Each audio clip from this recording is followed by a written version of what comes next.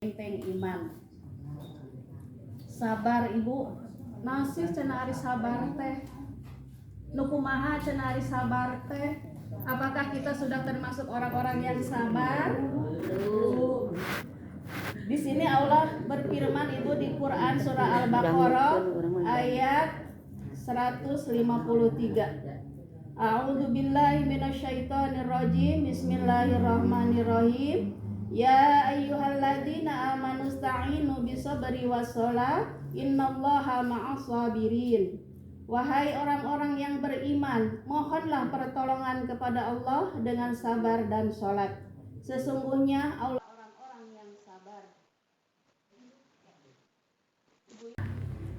Orang yang bersifat sabar itu selalu tidak pernah putus asa. Tidak pernah putus asa, Bu, meskipun misalkan harus mengeluarkan biaya ya, misalkan sedekah atau sholat, itu kan perlu perjuangan ya Bu ya. Ibadah itu perlu perjuangan juga lah, untuk dipaksakan orang kan mual ibadah ya Bu ya. Jadi meskipun begitu tapi kita tidak pernah berputus asa. Yang ketiga, sifat sabar yaitu tidak mengeluh pada manusia. Meskipun kita mengalami misalkan kesulitan, mengalami misalkan kesusahan, tetapi kita tidak pernah mengeluh kepada manusia, tetapi kita mengeluhnya kepada Allah dengan melakukan sholat. Nah, di dalam sholat itu kita boleh mengeluh kesahkan setelah sholat, berdoa, mintalah kepada Allah, memohonlah kepada Allah dengan cara keluhkan apa yang sedang kita alami, apa yang sedang kita kesusahan, kesulitan, keluhkanlah kepada Allah.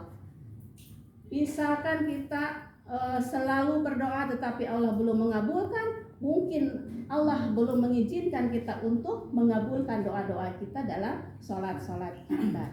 Yang keempat, sifat orang yang sabar itu tidak menuruti hawa nafsu. Bagaimana caranya supaya kita tidak menuruti hawa nafsu? Yaitu dengan melatih kita dengan cara puasa. Puasa itu akan melatih kita mendapatkan kesabaran. Karena orang yang berpuasa pasti dia tidak akan misalkan mau keluar jalan-jalan. Enggak akan ya Bu ya. Kalau jalan-jalan otomatis puasa kita nanti akan batal ya. Kalau kita berpuasa, pasti kita akan diam di rumah, terus tidak akan pernah mengalami maksiat.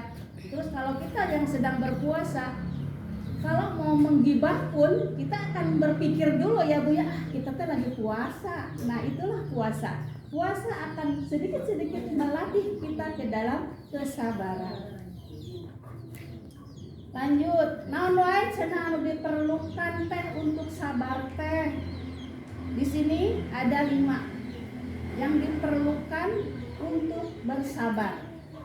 Dalam situasi apa saja kita harus bersabar. Yang pertama, kita harus bersabar dalam ketaatan melaksanakan perintah-perintah Allah. Misalnya apa? Sabar dalam melaksanakan perintah Allah. Yang pertama, kita harus sabar dalam sholat. Yang kedua, kita harus sabar dalam puasa, zakat. Yang keempatnya haji. Dan yang kelimanya mencari ilmu. Nah, semacam ini ya Bu ya, pengajian. Dan yang keenamnya mencari rizki. Jadi mencari rizki itu bekerja, misalkan berusaha atau pedagang ya Bu ya. Ayeuna lamun misalkan urang dagang sapoe ieu can payu, mudah-mudahan enjing mah payu, sabar ya Bu ya. Dagang deui, besoknya henteu payu keneh wae Bu, dagang teh kumaha cenah ieu teh. Sabar Ibu, siapa tahu besok mah kita rame jualannya. Besoknya dagang lagi, ternyata besoknya cuma laku sedikit, paling aya hiji dua memeser teh. Sabar Ibu, mungkin belum waktunya, ulah sampai ke sapoe 2 poe teu payu dagang teh geus eureun cenah geus saer modal oke cenah gitu. Tah itulah Bu, dalam mencari rezeki kita perlu adanya sabar. Terus yang kedua yaitu sabar dalam meninggalkan maksiat. Tadi yang pertama adalah sabar dalam melaksanakan perintah Allah. Dan yang kedua dalam meninggalkan maksiat. Sabar meninggalkan maksiat. Misalkan tadi urang teh hirup tehnya sok senang-senang, poya-poya, gaya hidupnya glamor. Terus misalkan kalau misalkan laki-laki yang biasanya suka korupsi, mabuk-mabukan, pergaulan bebas, anu maling, anu ngabunuh, nah itu sedikit demi sedikit harus bisa ditinggalkan. Sabar saja. Dari istilahnya orang teh hayang jadi orang baik teh bunya, tidak langsung drastis. Tadi orang teh misalkan sok mencuri atau sok membunuh, hayang jadi orang baik itu tidak langsung drastis jadi orang baik, Bu. Jadi perlu proses. Mereka perlu proses bertahap. Sedikit demi sedikit kita akan meninggalkan kebiasaan-kebiasaan yang menimbulkan maksiat, yang menimbulkan dosa.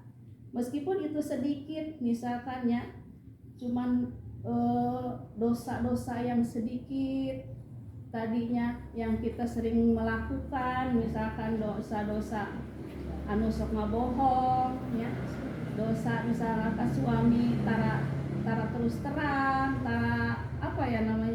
jujur gitu. Dengan melakukan sabar, kita sedikit demi sedikit bisa meninggalkan perbuatan-perbuatan tersebut.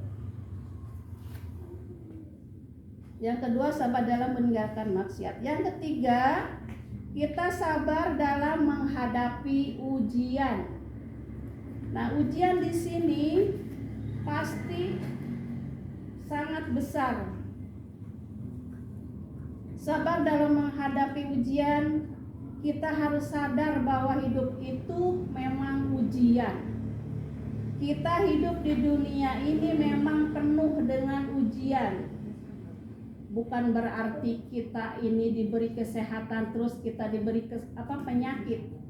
Bukan berarti Allah benci sama kita ya.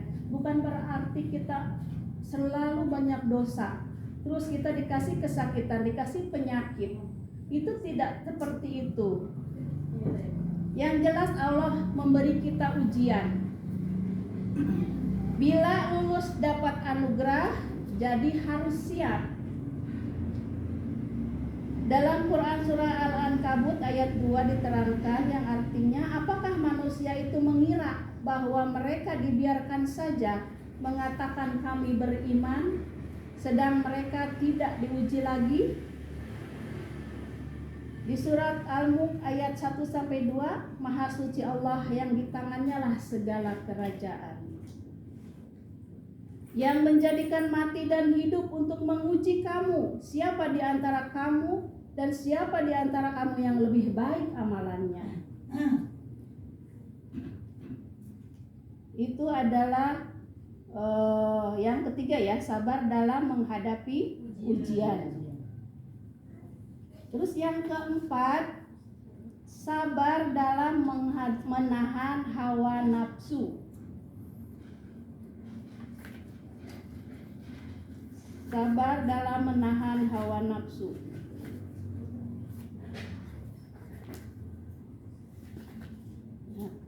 Manusia adalah makhluk yang paling sempurna karena diberi akal dan hawa nafsu. Hawa nafsu inilah yang mendorong manusia untuk melakukan sesuatu, dipertimbangkan oleh akal dan dibantu oleh agama.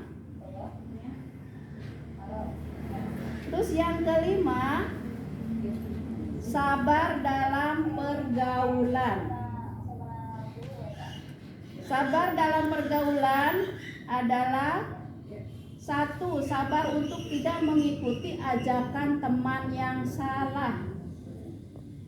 Terus yang kedua, sabar bergaul dengan orang yang soleh. Yang ketiga, sabar meninggalkan orang-orang yang lalai kepada Allah. Dan yang keempat, sabar untuk tidak mengikuti kegiatan-kegiatan yang sia-sia. Jadi dalam pergaulan kita harus bisa memilih-milih teman ibu. Kalau misalkan ada teman yang mengajak kita untuk berbuat salah, sedikit demi sedikit perlahan-lahan kita tinggalkan. Atau kita kasih tahu juga, kalau misalkan beliau masih bisa dikasih tahu, masih bisa diajak ke tempat atau ke pergaulan yang benar, bersyukur, itu alhamdulillah. Tapi kalau misalkan tetap tidak mau, ya kita yang meninggalkan secara perlahan. Hindari, misalkan ada teman kita yang sering mengajak kepada ngagibah naon, lebih baik kita diam dan sedikit demi sedikit kita tinggalkan. Nah, di sini saya akan menerangkan sedikit tentang sabar dalam menghadapi ujian. Di sini kita diuji oleh Allah dengan ujian kesulitan. Ujian kesulitan itu sungguh akan kami berikan cobaan kepadamu, sedikit ketakutan, ujian ketakutan, lalu kelaparan. Jadi kita itu takut.